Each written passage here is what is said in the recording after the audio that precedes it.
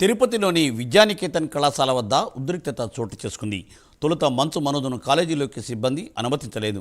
దీంతో అవ్వాతాతల సమాధుల వద్దకు అనుమతించరా అంటూ మనోజ్ సిబ్బందిపై ఆగ్రహం వ్యక్తం చేశారు.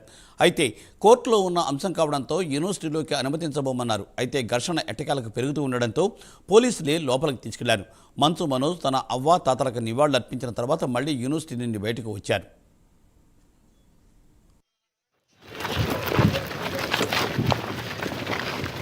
నేను లోపల ఉన్నా, లోపలికి వెళ్ళి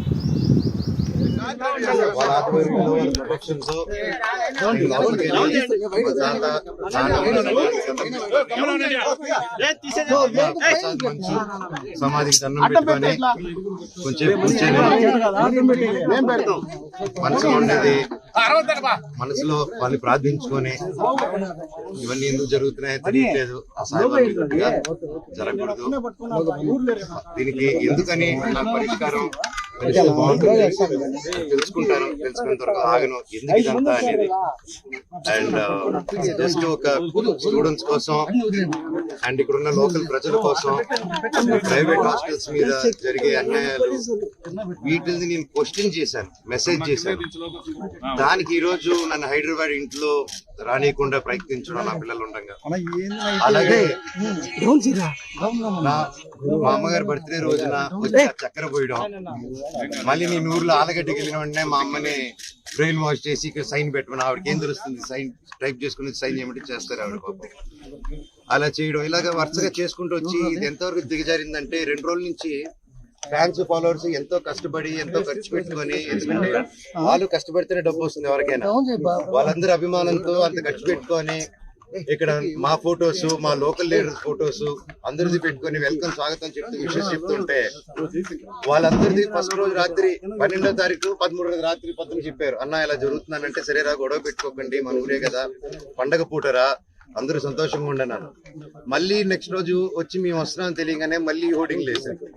మళ్ళీ ఈ రోజు పొద్దున ఒక ట్రాక్టర్ పెట్టుకొని నాకు వీడియోలు చూపించారు. షాక్ అయ్యాను నేను. ఒక ట్రస్ట్ ట్రాక్టర్ వెళ్తుంది, దాంట్లో 40 మంది వాళ్ళు ఢిల్లీ నుంచో తీసుకొచ్చినారు. ఒక్కొక్కడు ఉన్నారు అలాగా. కాకపోతే చూడంగానే భలే పెరిగిపోయారు. ఎందుకు ఢిల్లీ నుంచి అంత బాడీలు వేసుకొచ్చారో నన్ను చూడంగానే ఎందుకు అలా పారిపోయారో అర్థం కాలేదు. కాకపోతే నేను ఏ గొడవకు రాలేదు.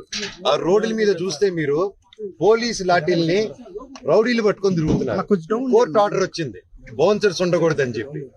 క్యాంపస్ సెక్యూరిటీ ఉంటే ఓకే, క్యాంపస్ లో ఆర్మీ ఆఫీసర్స్ ఉన్నారు, గొప్ప గొప్ప సెక్యూరిటీ సిబ్బంది ఉంది, వాళ్ళందరికీ రెస్పెక్ట్ నాది.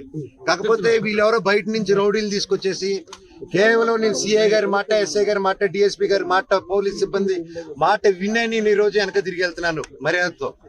అంతేగాని ఆ బౌన్సర్స్ ని రౌడీల్ని రమ్మనని నేను ఒక్కడి చాలు వాళ్ళందరికీ. అర్థమైందా అండి? సో నేను నాకు ఏ గొడవకు రావట్లేదు, ఏ దీనికి రావట్లేదు. నేను నెక్స్ట్ స్టెప్ కార్ ఎక్కి పోలీస్ స్టేషన్కి వెళ్తున్నాను. నాకు రాలేదండి, నాకు ఐ డెంట్ రిసీవ్ ఇట్. నేను ఈ రోజు వస్తే నాకు జిరాక్స్ కాపీ ఇచ్చారు ఎస్ఐ గారు. ఆయన చూపిస్తున్నారా అది నాకు ఇవ్వండి సార్ అంటే అది నేను చెప్తానండి. స్టేషన్ లో చేసిన మీ కాపీ వాళ్ళందరూ ఎవరైతే మీ కెమెరాలో క్యాప్చర్ చేశారో మీరు దయచేసి వాళ్ళు ఎవరో ఆధార్ ఇప్పుడు గోడ నుంచి కూడా దూకారు వాళ్ళు రౌడీలు. దూకి ఇప్పుడు మీరందరూ ఉన్నారని లాఠీ మీరు చూసారు కదా లాఠీల లాగా. వాళ్ళు ఎవరో తెలియదు. ఇందాక ముని గారు ఉన్నారు, నేను హక్కిచ్చి 2-3 అన్నానా సురేంద్ర ముని ఈ పాతోళ్ళందరూ ఓకే మాకు తెలుసు. నేను పాతోళ్ళు చెప్పినా ఆగిపోతా నేను. అంత వాళ్ళు బాధపడుతున్నారు, కంట్లో నీళ్ళు పెట్టుకుని ఉన్నారు. కాకపోతే వాళ్ళు ఎవరో కొత్త రౌడీలు వచ్చేసి ఎవరు అంటే మేము వినట్లేదు. మీరే చూశారు వాళ్ళ బిహేవియర్. టక్కన ఒకటి ఎక్కి దగ్గర రానగానే పారిపోయారు వాళ్ళు. మన ఊరు వాళ్ళు పారిపోరండి, మన లోకల్ వాళ్ళు అన్న అన్న మాట్లాడుకుంటారు. ఈ రౌడీలు చేస్తే రౌడీలు ఇంట్లో కూర్చొని కూరలు వండి పెడతారు. మీ వైపున కొంతమంది, వాళ్ళ వైపున కొంతమంది. వాళ్ళ వైపు ఎవరు లేరు సార్, ఎంప్లాయీలు తప్ప. ఎంప్లాయీలు కూడా ఫోర్స్ఫుల్ గా వస్తున్నారు. అక్కడ ఒక్కటి చెప్పండి అభిమానంతో వచ్చినండి నాకు చౌకసి ఇక్కడ రైట్. దీనిపై మరింత సమాచారాన్ని మా ప్రతినిధి సునీల్ అందిస్తారు. సునీల్. రైట్ మూర్తి, మొత్తం మీద మరోసారి మోహన్ బాబు యూనివర్సిటీ వద్ద ఉద్రిక్త వాతావరణం చోటు చేసుకున్న పరిస్థితి అయితే ఉంది. ఈరోజు ఉదయం మంచు మనోజ్ ఏదైతే తిరుపతి ఎయిర్పోర్ట్కి చేరుకున్నప్పటి నుంచి ఆయన తిరుపతి ఎయిర్పోర్ట్ నుంచి నేరుగా రంగంపేటలో ఉన్నటువంటి విద్యానికేతన్కి మొదటగా ర్యాలీగా వచ్చాడు. ర్యాలీగా వచ్చిన సమయంలో ఇక్కడికి లోపలికి యూనివర్సిటీలోకి అనుమతి లేదు. ఎందుకంటే కోర్టు ఏదైతే కోర్టులో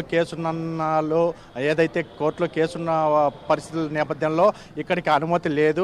ఇక్కడ ఎటువంటి గొడవ జరగడానికి వీల్లేదని చెప్పేసి పోలీసులు నోటీసులు జారీ చేసిన నేపథ్యంలో ఇప్పటికే అక్కడి నుంచి ఆయన మొదటగా వెళ్ళిపోయాడు. వెళ్ళిపోయిన తర్వాత నారావారిపల్లిలో ఉన్నటువంటి మంత్రి నారా లోకేష్ని కలిసి వారితో కాసేపు ముచ్చటించిన తర్వాత అక్కడి నుంచి నేరుగా మరోమారు ఏదైతే రంగంపేటలో ఉన్నటువంటి ఏదైతే విద్యానికేతన్కి అయితే చేరుకున్నారో, ముఖ్యంగా ఆయన మనోజ్ భారీ స్థాయిలో తమ అభిమానులు కావచ్చు భారీ స్థాయి బౌన్సర్లతో అక్కడికి చేరుకున్న పరిస్థితి అయితే ఉంది. అయినా అక్కడ మోహన్ బాబు యూనివర్సిటీకి సంబంధించి పూర్తిగా గేట్లన్నీ క్లోజ్ చేయడంతో అక్కడ ఒక్కసారిగా ఉద్రిక్త వాతావరణం చోటు చేసుకున్న పరిస్థితి అయితే ఉంది. ఎందుకంటే ఒక్కసారిగా మనోజ్ కోపం అణుచుకోలేని పరిస్థితుల్లో గట్టిగా అరిచిన పరిస్థితి అయితే ఉంది. వాళ్ళని ఆ బూతులు తిడుతూ కావచ్చు, మరోవైపు వాళ్ళతో వచ్చినటువంటి ఏదైతే అభిమానులు భారీ స్థాయిలో రాళ్ల దాడులు కూడా చేసినట్లయితే తెలుస్తుంది. ప్రధానంగా అక్కడ ఉన్నటువంటి ఏదైతే మోహన్ బాబు యూనివర్సిటీకి సంబంధించినటువంటి బౌన్సర్లు, ఇటు మనోజ్ బౌన్సర్లు ఒకరికొకరు రాళ్ళు రువ్వుకున్నట్టయితే తెలుస్తుంది. ఎందుకంటే ఒకరిపై ఒకరు రాళ్ళు వేసుకోవడంతో పలువురికి గాయాలైన పరిస్థితిగా నెలకొంది. మరోవైపు అక్కడికి రంగప్రవేశం చేసినటువంటి పోలీసులు ఇక్కడ ఎటువంటి అవాంఛనీయ సంఘటనలు చోటు చేసుకోకూడదని చెప్పేసి మనోజ్కు చెప్పిన పరిస్థితి అయితే ఉంది.